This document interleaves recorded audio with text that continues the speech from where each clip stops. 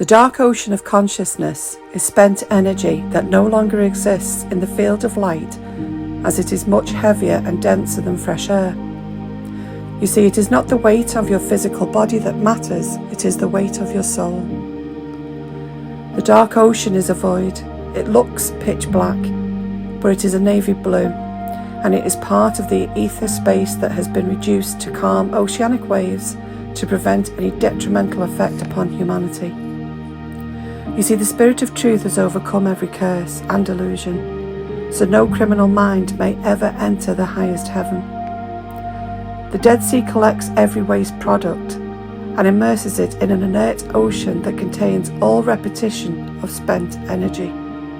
Now, if you were to look into the ocean, you would see movement, and they look like holographic forms that can shape-shift into your worst nightmare, as they simply morph into either looking like an animal, a person, somebody you once knew and loved, and they try to beckon you as if it is your loved one, and it isn't.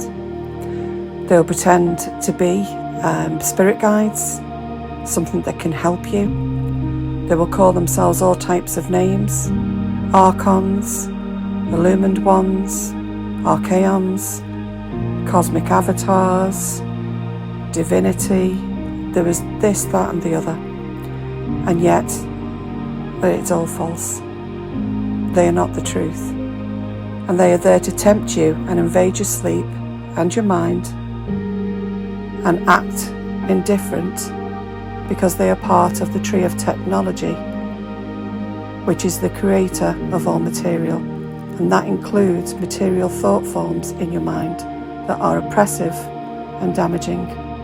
Now, the ocean is repetitive because it only exists as death, decay and destruction.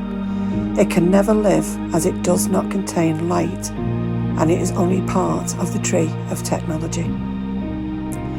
When human beings create error or separate from the absolute by falling prey to the obscure entities that dwell in the ocean, the error must be laid to rest somewhere. So our living God settles the waves of chaos to a calm, flowing and yet still ocean, which is why it is so important that you still your mind. Located in a cavern, the ocean is the boundary between earth and heavenly paradise.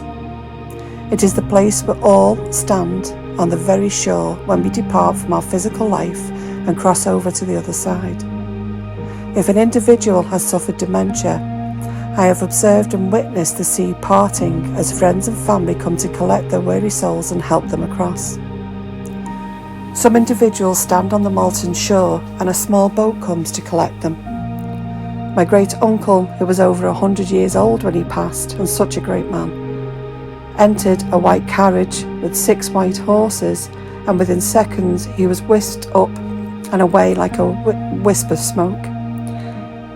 I will share more about the crossing in another video, and I can say it isn't a rainbow bridge, as frequency and colour does not exist in the way that we understand physics in the physical.